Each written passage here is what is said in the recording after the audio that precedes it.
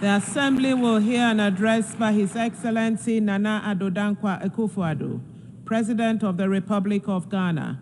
I request protocol to escort His Excellency and invite him to address the Assembly.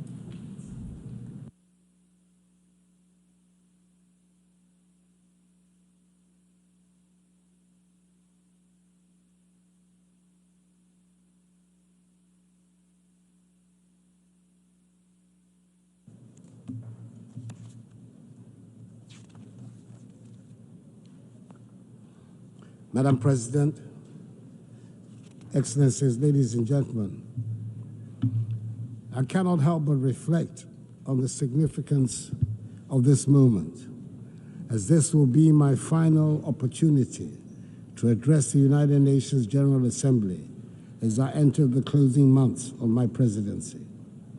Over the past 8 years, I've had the privilege of speaking on several variations of the essential themes that quite properly dominate the deliberations of this global assembly: the condition of humanity and the state of the planet.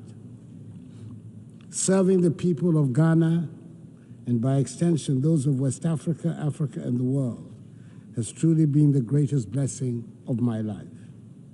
Indeed, being here this morning fills me with both pride and humility. Pride in the limited progress we have made together as nations, and humility in recognizing the challenges that still remain. My time as president has been deeply fulfilling, and I'm profoundly grateful for the trust placed in me by my fellow Ghanaians. It has been an honor to serve them and to contribute to advancing peace, security, and development on the global stage. Mr. President, Madam President, I'm here with a heart full of hope, yet mindful of the great challenges that still confront us. As President of the Republic of Ghana and as a citizen of the world, I'm acutely aware of the shared responsibility we carry. Our work here is nothing less than shaping the future of humanity, a future that will affect generations long after we are gone. Leaving no one behind, acting together for the advancement of peace, sustainable development, and human dignity for present and future generations, reminds us that the decisions we take here will define whether we rise to meet the hopes of billions or continue to let inequalities and injustice persist. We owe it to those who look to this body for leadership to act and not just to talk. The world we live in today is a stark, unfortunate contrast of privilege and hardship. For too long, the voices of those marginalized, those left behind, have been drowned out. They constitute the bulk of humanity.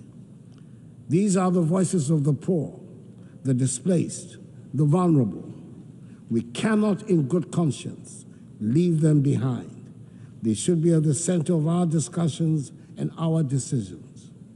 Africa, in particular, knows the cost of being left out.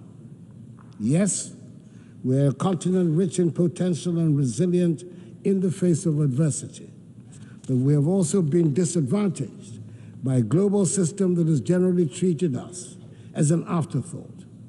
We've been viewed merely as passive recipients of aid rather than as equal partners in global progress.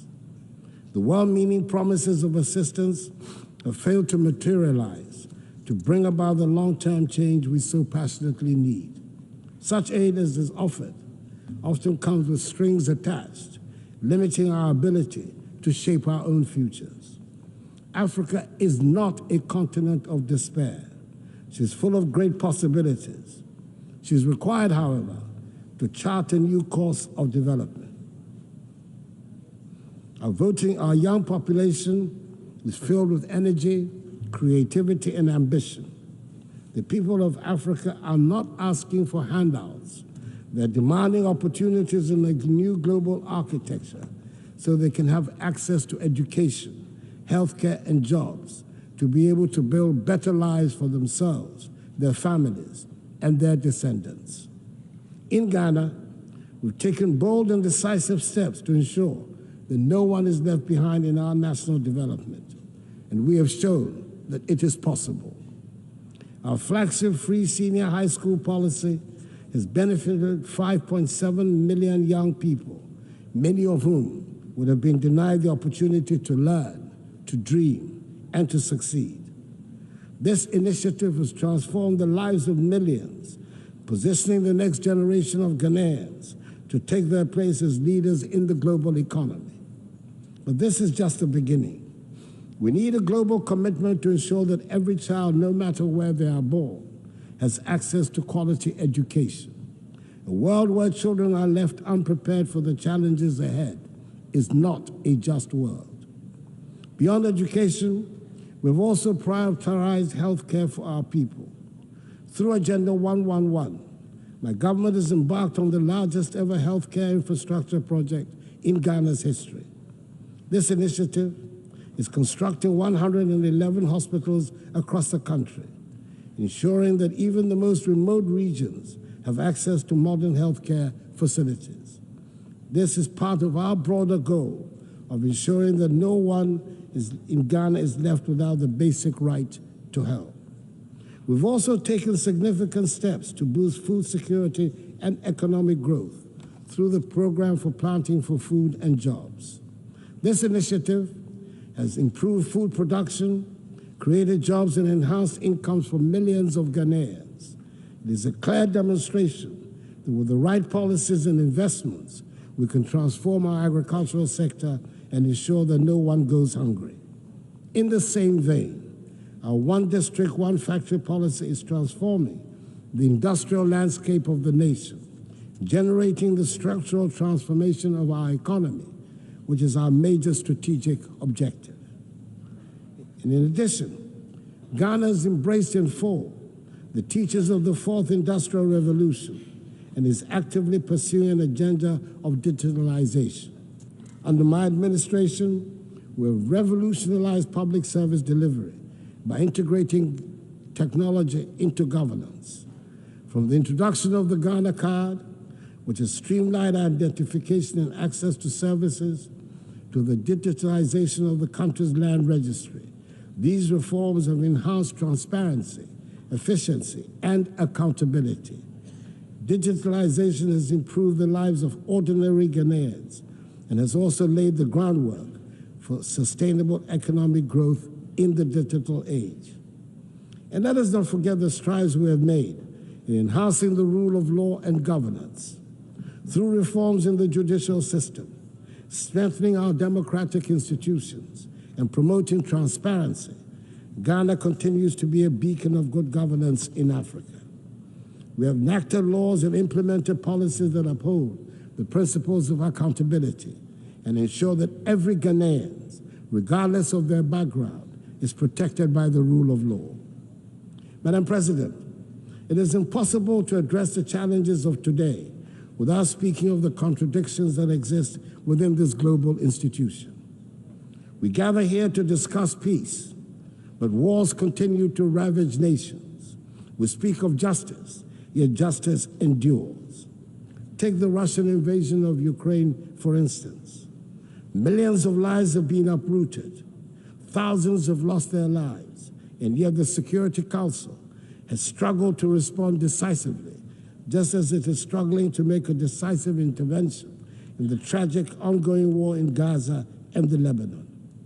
The structure of the Council reflects a world that no longer exists, and its failure to act in times of crisis raises a difficult question. What is the purpose of the Security Council if it cannot intervene when the world needs it most? Reforming the UN Security Council is a matter of fairness and necessity.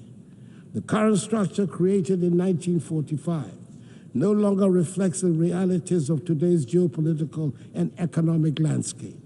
Africa, Latin America, and South Asia remain underrepresented despite their significant influence on global affairs. This lack of representation undermines the legitimacy of the Council's decisions, and the use of veto power by a few permanent members often paralyzes its ability to act effectively during crises. Reform is essential to ensure that the Council is more inclusive, democratic, and responsive to the complex challenges we face today. The world has changed, and the Security Council must change with it to maintain its relevance in promoting global peace and security. For years, I've championed the need to reform the Security Council as per the Ezulwini Consensus, the common African position on UN reform, which calls for Africa to have permanent seats on the Council.